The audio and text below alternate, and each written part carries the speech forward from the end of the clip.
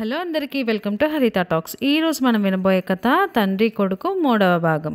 వంటలక్కకి పిల్లవాడి మీద జాలి వేసింది. ఇప్పుడు ఆ పిల్లవాడు తన యజమాని అయిన సూరయ్యేనని ఆవిడకు తెలియదు. పాపం పసివాడు కడుపు నొప్పి వంకపెట్టి బడి ఎగ్గొడితే తండ్రి వాడికి పలహారం లేకుండా చెయ్యాలా? వాడికి ఏదైనా పెడదామన్నా పెద్దాయన పెళ్లి కూతురల్లే పైకి వెళ్ళి కూర్చున్నాడు. బయటికి పోడు అనుకున్నది. ఇంతలో వంటలక్కకు ఇంట్లో బియ్యము ఇతర సామాన్లు కావాలనేది జ్ఞాపకం వచ్చింది. అందుచేత ఆవిడ పైకి వెళ్ళి తన యజమానితో పొద్దున్ననగా బియ్యం తేవాలని చెప్పాను. ఇంకా తీసుకురాలేదు. బియ్యంతో పాటు మిగిలిన వస్తువులన్నీ తెచ్చిపడేయండి. ఇవాళో రేపో తేవలసినవే అన్నది. ఈ మాట వినగానే సూరయ్య రూపంలో ఉన్న సత్యం హహహ అని నవ్వాడు. తరువాత నవ్వు ఆపుకొని ఫాస్ట్గా తెస్తాను అన్నాడు. ఎంతో గంభీరంగా ఉండే సూరయ్య ఇట్లా నవ్వటము, పసిపిల్లవాడల్లే మాట్లాడటము వంటలక్కకు వింతగా తోచింది. కానీ దాని గురించి ఆవిడ ఆలోచించలేదు.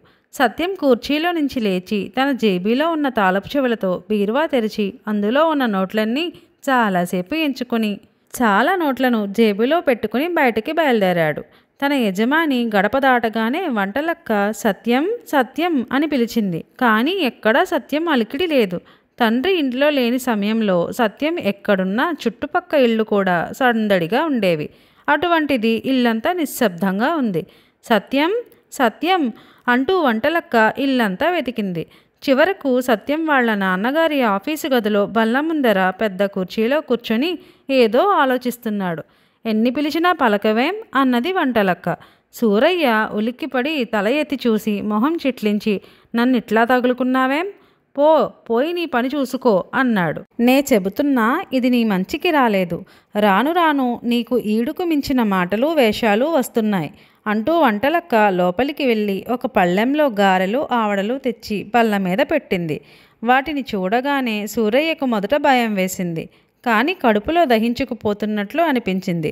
ఆవురావురమని వాటిని పలహారం చేశాడు. సూరయ్య నీరసమంతా పోయింది. కడుపులో నొప్పి రాకపోగా ఒంట్లో ఎంతో ఉత్సాహం వచ్చింది. తనలో కలిగిన మార్పును గురించి ఈ క్షణం వరకు సూరయ్యకు విచారమే కలుగుతూ వచ్చింది. కానీ ఇప్పుడు ఇందువల్ల కొన్ని మేళ్లు కూడా కనిపించసాగాయి. ఎన్నాళ్ల నుంచో బాధిస్తున్న అజీర్తి బాధ పోయింది. కొంతకాలం పాటు హాయిగా ఇష్టం వచ్చిందల్లా తినవచ్చు. శరీరం తేలిక అయ్యింది కనుక చక్కగా ఎగరవచ్చు, గంతులు వేయవచ్చు. కొంతకాలం పాటు వ్యవహార చిక్కులు కూడా వదిలించుకొని తిరగవచ్చు. ఈ విషయాలన్నీ చూసుకుని సూరయ్య కొంతమేరకు సంతోషించసాగాడు. సత్యానికి కూడా తన రూపం మారటం గురించి విచారం తగ్గసాగింది. వాడు దర్జాగా నోట్ల కట్లను జేబీలో పెట్టుకుని నేరుగా వెచ్చాలంగడికి వెళ్ళాడు.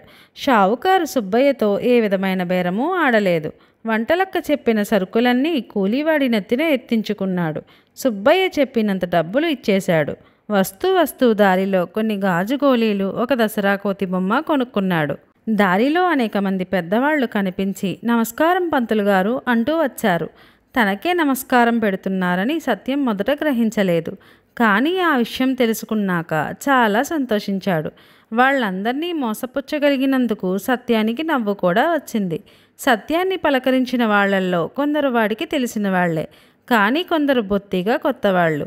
వాళ్ళు తనని నిలబెట్టి మాట్లాడిస్తారేమోనని సత్యం చాలా భయపడ్డాడు. కానీ అదృష్టవశాత్తు ఆ పూట అటువంటిదేమీ జరగకుండానే వెళ్ళిపోయింది. సత్యం ఇంటికి తిరిగి వచ్చేసరికి చీకటి పడింది. దీపాలు పెట్టారు. వాళ్ళ ఇంటి ముందు చీకట్లో నిలబడి ఒక కుర్రవాడు గట్టిగా ఈల వేస్తున్నాడు. సత్యం ఒళ్ళు ఒక్కసారిగా పొంగిపోయింది. ఆ ఈల వేసేవాడు రంగడు. తను కూడా జవాబుగా ఈల వెయ్యటానికి ప్రయత్నించాడు. కానీ ఎంత ప్రయత్నించినా ఈల రాలేదు. సత్యానికి భలే కోపం వచ్చింది. కానీ చేసేది లేక ఒరే రంగడు అని కేక పెట్టాడు. రంగడు తన దిక్కుగానే చూశాడు, కానీ తన కేసి చూడలేదు. వాడికి మసక చీకట్లో లావుపాటి శరీరము, బట్టతల, నెరిసిన మీసాలు, కళ్ళజోడు కనిపించింది. అట్లా చూస్తావేమ్రా రంగడు? నేను అన్నాడు సత్యం దగ్గరికి వస్తూ. ఆ వచ్చే పెద్ద మనిషి సత్యం తండ్రి అని తెలియగానే రంగడి ప్రాణాలు పైనే పోయాయి. తనతో స్నేహం చెయ్యవద్దని సత్యాన్ని ఎన్నోసార్లు ఈయన కొట్టాడు కూడా.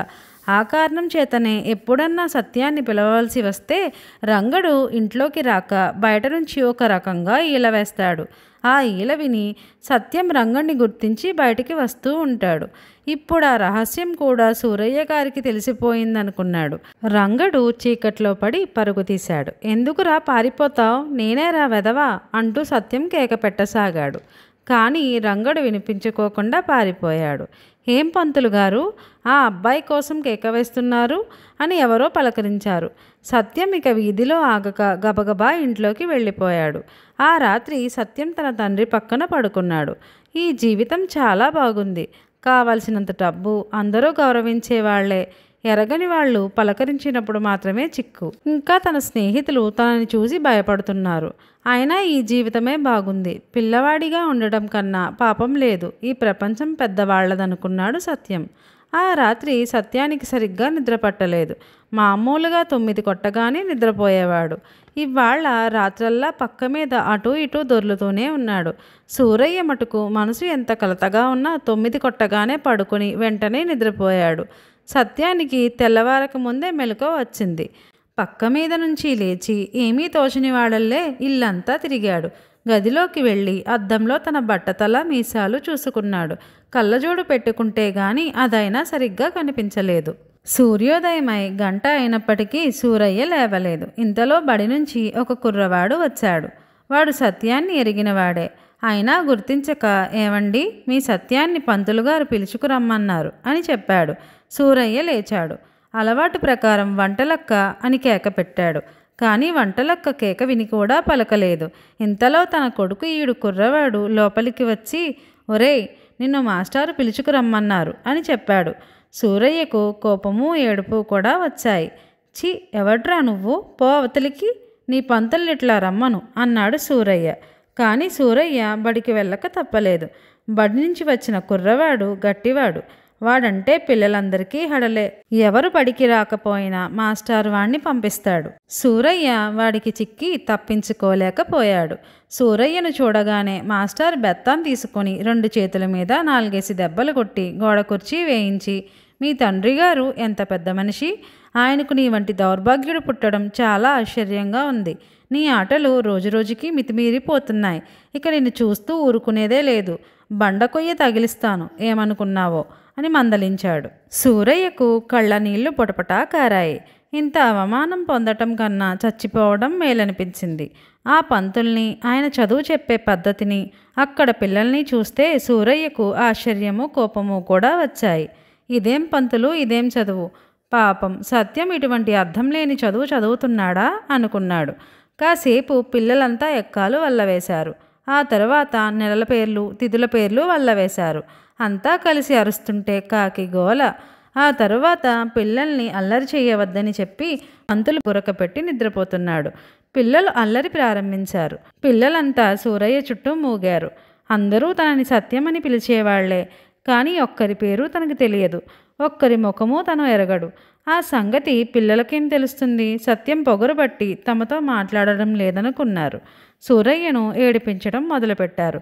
ఒకడు చెవిగిల్లాడు, మరొకడు తొడపాసం పెట్టాడు. ఈ కుర్రవెదవలు తనను ఇంత చులకన చేస్తున్నారని రోషము, ఏమీ చెయ్యటానికి లేకపోవటం వల్ల దుఃఖము సూరయ్యను బాధించాయి. ఆఖరకు భరించలేక ఒక్క పొలికేక పెట్టాడు సూరయ్య. అంత పని చేస్తాడని పిల్లలెవ్వరూ అనుకోలేదు. పంతులు నిద్రలేస్తాడని వాళ్లకు తెలుసు.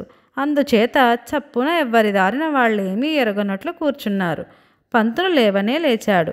లేస్తూనే బెత్తం తీసుకుని సూరయ్యను బాధసాగాడు. సూరయ్యకు మతిపోయినట్లయింది. నీ తాడు తెగ, నీ చదువు చట్టబండలుగాను, ఇందుకేనా నేనింత డబ్బిచ్చింది? ఉండు, నిన్నేం చేస్తానో. మాటమాటకి బెత్తం తీసుకుని పిల్లల్ని చావగొడతావట్రా, నీ చేతులు పడిపోను అని సూరయ్య పంతుల్ని తిట్టసాగాడు. పంతులు ఒక్క క్షణం పాటు నిర్ఘాంతపోయాడు. ఏమనుకున్నాడో ఏమిటో సూరయ్యను వెళ్ళి గోడ కుర్చీ వేయమన్నాడు. సూరయ్యకు క్షణక్షణానికి పరాభవం జాస్తి అవుతున్నది, కానీ తగ్గటం లేదు. పంతులు సూరయ్యకు పరీక్ష ప్రారంభించాడు. పంతులు వేసిన కొన్ని ప్రశ్నలకు సూరయ్య సులభంగానే చెప్పాడు. కానీ మరికొన్నిటికి చెప్పలేకపోయాడు. పుస్తకం చదివితే కానీ తెలియని విషయాలకు సూరయ్య ఎట్లా సమాధానం చెప్తాడు? గోడ కుర్చీ వేయటం సూరయ్యకు దుర్భరమయ్యింది. పిల్లలందరూ వేళాకోళం ప్రారంభించారు. గోడ కుర్చీ వేసి సూరయ్య అలసైపోయాడు. పంతులు వాళ్ళనేమీ అనలేదు. పంతులు లెక్కలిచ్చాడు. పంతులు లెక్క చెప్పటం ఇంకా పూర్తి కాకమునిపే సూరయ్య సమాధానాలు చెప్పేశాడు. పంతులుకు ఆశ్చర్యం వేసింది. సత్యం లెక్కల్లో మొద్దు. అటువంటి వాడు తడుముకోకుండా నోటి సమాధానాలు చెప్పడం పంతులకు ఆశ్చర్యంగా ఉండదు? దొంగ వెధవ, ఇంతకాలము నీకు లెక్కలు బాగా వచ్చి ఉండి కూడా నా దగ్గర మొండితనం చేసి రానట్లు నటిస్తున్నావా అని పంతులు సూరయ్యను 2 వేశాడు. ఎప్పుడు మధ్యాహ్నం అవుతుందా, ఎప్పుడు పంతులు బడి విడిచిపెట్టి ఇంటికి పోతాడా అని సూరయ్య ఎదురుచూడసాగాడు. ఎట్లాగైతేనేం పంతులు గారు బడి చాలించారు. మామూలు పిల్లవాడైతే బడి వదిలిన మరుక్షణం తిన్న దెబ్బలు చివాట్లు మర్చిపోతాడు. కానీ సూరయ్య ఇన్నేళ్లు వచ్చినాక జరిగిన ఈ పరాభవం ఎట్లా మరుస్తాడు? అందరి పిల్లలు ఇళ్లకు బయలుదేరారు. కొందరు పరిగెత్తారు, కొందరు వయ్యారపు నడకలు నడుచుకుంటూ చీకు చింత లేకుండా బయలుదేరారు. సూరయ్య తప్ప అందరూ ఉత్సాహంగానే ఉన్నారు. అందులో కొందరు పిల్లలు సూరయ్యను చుట్టూ చేరి, ఏంరా సత్యం, ఏం జరిగిందో చెప్పవు? నువ్వు బొత్తిగా కొత్త మనిషిల్లే ఉంటున్నావే అని గుచ్చి అడిగారు. సూరయ్య విసుక్కొని, నేను కొత్త మనిషినే, అసలు నా పేరు సత్యం కాదు, నన్ను పలకరించకండి అన్నాడు. ఇంటికి పోయి ఏం చెయ్యాలి? ఇంట్లో సత్యం ఏం చేస్తున్నాడో వాడి రహస్యం ఈ పాటికి అందరూ కనుక్కొని ఉంటారనుకున్నాడు సూరయ్య. ఈ ఆలోచనలతో జారిపోయిన ఆశ మళ్ళీ తిరిగి రాసాగింది. తన సూరయ్య అంటే నమ్మరు నిజమే, కానీ సత్యాన్ని చూసి తనే అని మటుకు ఎవరు అనుకుంటారు? ఎవరు నమ్ముతారు? తన స్నేహితులెందరో వస్తారు, వ్యవహారాలు మాట్లాడతారు. అవన్నీ సత్యానికి ఏం తెలుసు? అందుచేత సత్యం గుట్టు ఈ పాటికే బయటపడి ఉంటుంది. సత్యం గుట్టు బయటపడితే తన విషయం సులభంగా రుజువవుతుంది. ఈ ఆశతో సూరయ్య ఇంటికి బయలుదేరాడు. కడుపులో కూడా మాడిపోతున్నది. ఆయన కోసం వంటలక్క కూడా కనిపెట్టుకుని ఉంది. రా నాయన, ఎప్పుడో పొద్దున్న తిన్న అన్నం అంటూ వంటలక్క సూరయ్యను కూర్చోబెట్టి భోజనం పెట్టింది.